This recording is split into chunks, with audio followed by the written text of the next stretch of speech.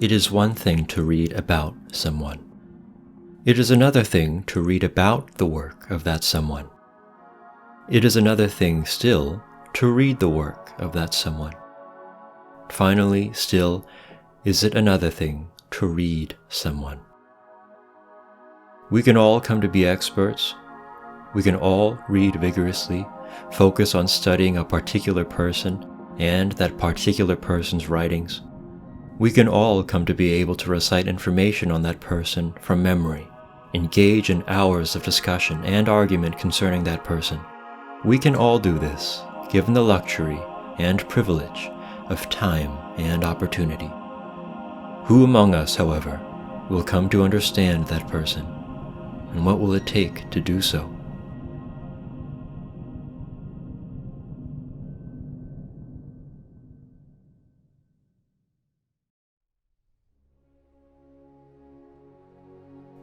Glenn Gould, a pianist of the 20th century, stopped performing for live audiences at the age of 31. Gould harbored feelings of contempt for the live performance, whether from a soloist, an entire orchestra, and everything elsewhere and in between. It seemed to him that most audience members never had any genuine intentions of attending performances for the music. The real targets lay elsewhere: the pianist, the conductor, the singer, the orchestra, other audience members, even the concert hall. All these and more the individual intended to judge, to see whether or not these performers, these things, lived up to their expectations, whatever they were, to see how other audience members behaved, their posture while they sat in their seats, how they got up from their seats during intermission. These things and more were and still are the real reasons for attending a performance. Anything else, but not for the music. In the world of music listening and what might be called musical analysis, things called mistakes are often not only relegated to technical errors on the part of the musician. Mistakes are also called out when the pianist didn't play slowly enough, or fast enough, or without enough gusto, or with too much gusto. Sometimes without enough sorrow and grief, sometimes too much sorrow and grief. Pianists can betray the spirit of pieces. They can betray the composer's intentions, so to speak. These things and more, too, are all mistakes in the eyes of many listeners.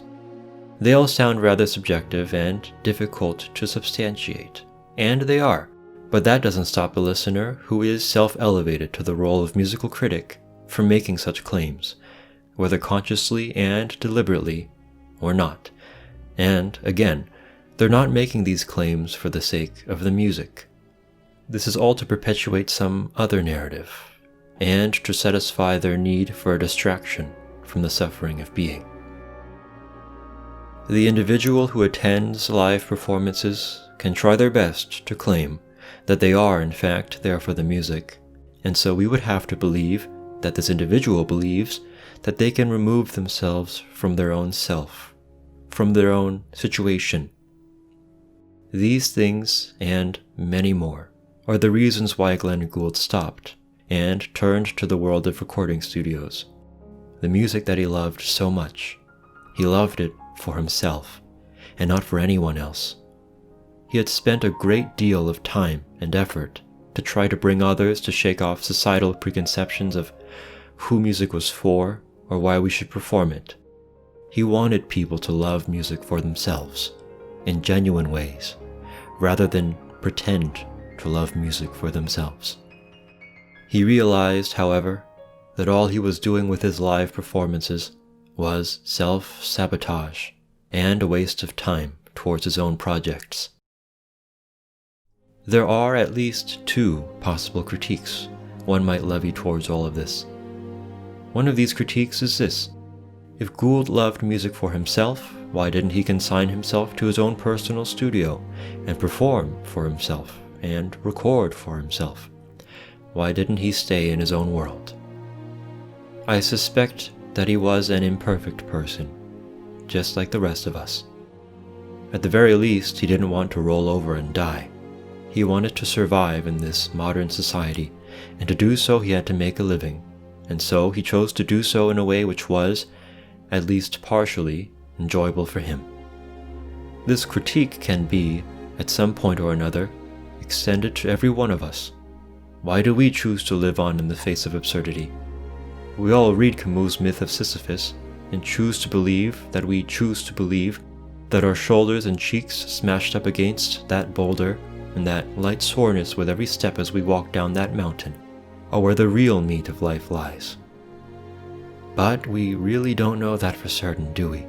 It's just a feeling after all, nothing to prove or deny it, and so we live on, with our faces turned away from something very uncomfortable, but not unknown to us. Why didn't Socrates, at some point after having confounded half of Athens, resign himself to an outcast's life? Why didn't he just leave people alone as they wished? Why did Plato, at least in the first half of his life, take up his teacher's mantle, write his dialogues, and open his own academy? Who can say for certain? What does it mean to have a Socratic task of life? The discussions for these questions are for some other day, and so we go back to Gould. We were talking about his choice to abandon live performances in favor of studio recordings. Of course, piano recordings offered little more beyond live performances in the way of completely dispelling these concerns that Gould had.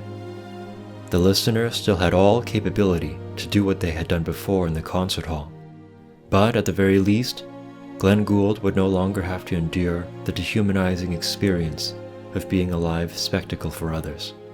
He would no longer have to partake in that great collective act of self-deception, of bad faith, or the music that was so personal and profound to him, and which connected him to something greater, was rendered an inert object.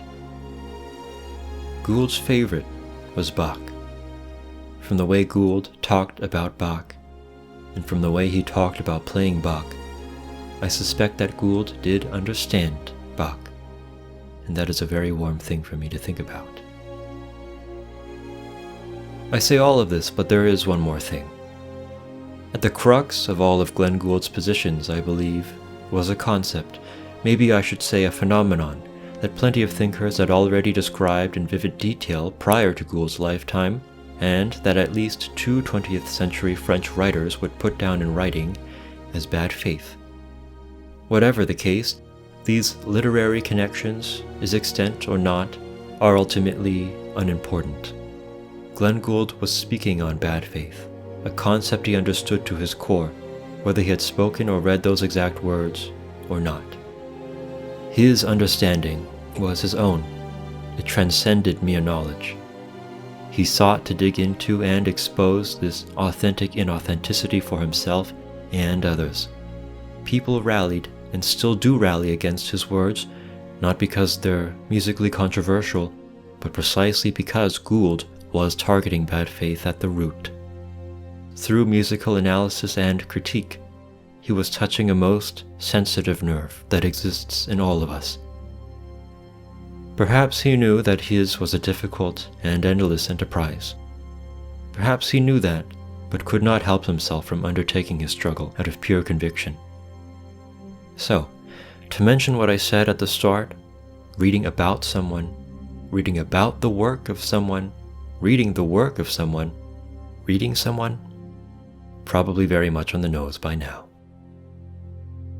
No matter the case, here is a man who truly tried.